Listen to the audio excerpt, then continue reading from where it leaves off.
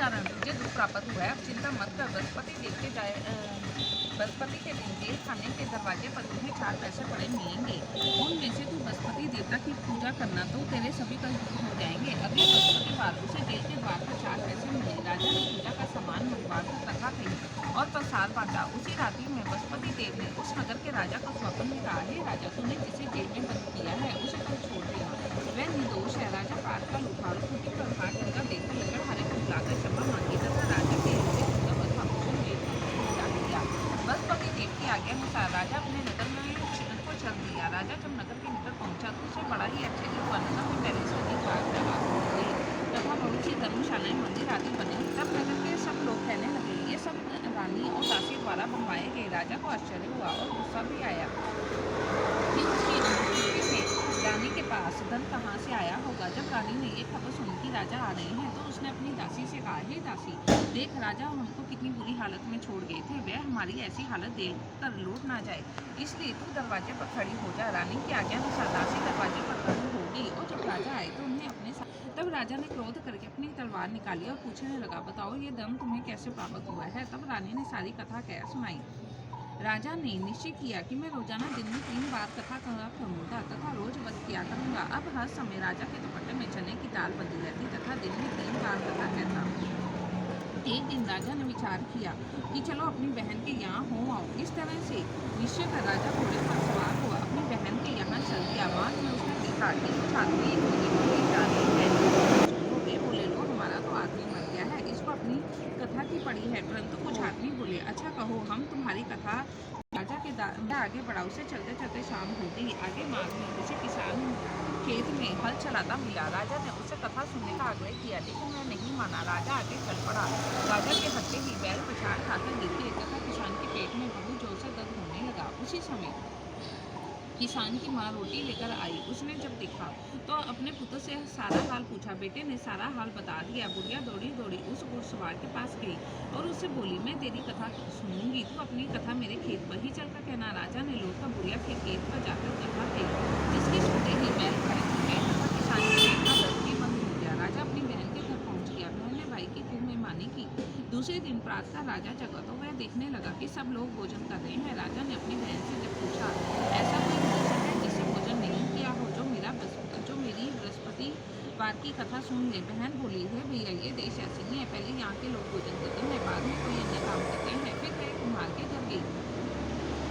जिसका लड़का बीमार था उसे मालूम हुआ कि उसकी यहाँ 3 दिन से किसी ने अपने भाई की कथा सुनने के लिए कुम्हार से आग्रह किया तो वह तैयार हो गया। राजा ने जाकर बृहस्पति की कथा कही, जिसको सुनकर उसका लड़का ठीक हो गया। अब तो राजा की प्रशंसा होने लगी। एक दिन राजा ने अपनी बहन से कहा, हे बहन, मैं अब अपने घर जाऊंगा, तुम भी तैयार हो जाओ। राजा की बहन ने अपनी सास से अपने भाई के साथ जाने की आज्ञा मांगी। सास बोली, चली जा, परंतु अपने लड़के को मत ले जाना, क्योंकि तेरे भाई की कोई संतान नहीं होती है। बहन ने अपने भाई से कहा, है भैया, मैं तो चलूंगी, परंतु कोई बालक नहीं जाएगा। अपनी बहन को भी छोड़कर दुखी मन से राजा अपने नगर को लौट आया। राजा ने अपनी रानी से सारी कथा बताई और बिना भोजन किए वह शैया पर लेट गया। रानी बोली, हे प्रभु, बृहस्पति देव ने हमें सब कुछ दिया है, वे हमें संतान के अवश्य देंगे। उसी रात बृहस्पति देव ने राजा को स्वप्न में कहा, हे राजा, उस सभी सोच को त्याग दे, तेरी रानी गर्भवती है। राजा को यह जानकर बड़ी खुशी हुई। 9वें महीने रानी के गर्भ से एक सुंदर पुत्र पैदा हुआ। तब राजा बोला, हे रानी, स्त्री बिना भोजन के रह सकती है, परंतु बिना कहे नहीं रह सकती। जब मेरी बहन आए तो मुझसे कुछ मत कहना। रानी ने हाँ कर दी। जब राजा की बहन ने ये शुभ समाचार सुना तो वह बहुत खुश हुई और बधाई लेकर अपने भाई के यहाँ आई। रानी ने तब उसे आने का उलाना दिया। जब भाई अपने साथ ला रहे थे तब टाल गई, उनके साथ आए और आज अपने आप में भागी भागी चली आई। तो राजा की बहन बोली, भाई ने इस प्रकार ना कहते, तुम्हारे औलाद कैसे होती। बृहस्पति देव सभी कामनाएं पूर्ण करते हैं। जो सद्भावना पूर्वक बृहस्पतिवार का व्रत करता है, कथा पढ़ता है अथवा सुनता है और दूसरों को सुनाता है, बृहस्पति देव उसकी सभी मनोकामनाएं पूर्ण करते हैं, उसकी सदैव रक्षा करते हैं। जो संसार में सद्भावना से गुरुदेव का पूजन और व्रत सच्चे हृदय से करते हैं, उनकी सभी मनोकामनाएं वैसे ही पूर्ण होती हैं जैसे सच्ची भावना से रानी और राजा ने बृहस्पति देव की कथा का गुणगान किया तो उनकी सभी इच्छाएं बृहस्पति देव ने पूर्ण कि अनजाने में भी बृहस्पति देव की अपेक्षा न करें। ऐसा करने से सुख शांति नष्ट हो जाती है। इसलिए सबको कथा सुनने के बाद प्रसाद लेकर जाना चाहिए। हृदय से उनका मनन करते हुए उनकी जयकार करनी चाहिए। बोलो जय बृहस्पति देवता की जय।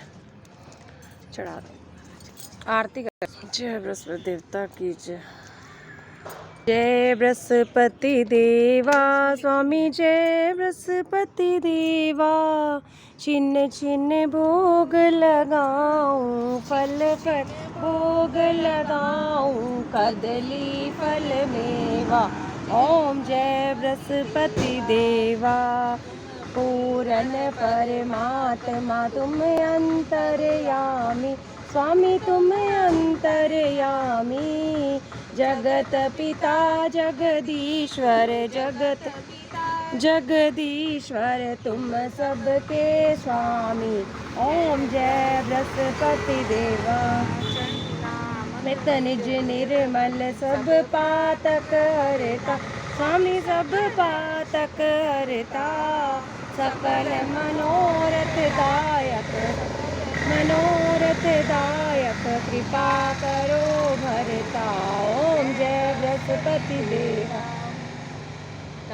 मन धन अर्पण कर जो जन शरण पड़े स्वामी जो जन शरण पड़े। प्रभु प्रकट तब हो कर प्रभु प्रकट तब हो कर आकर द्वार खड़े। जय बृहस्पति देवा। दीन दयाल दयानिधि भगतन हितकारी स्वामी भक्तन हितकारी। पाप दोष सब हरता पाप दोष सब हरता भव बंधन हारी। ओम बृहस्पति देवा। सकल मनोरथ दायक सब संशय तारी स्वामी सब संशय तारी। विषय विकार मिटाओ विषय विकार मिटाओ संतन सुखकारी। जय बृहस्पति देवा। जो कोई आरती तेरी प्रेम सहित गावे स्वामी प्रेम सहित गावे।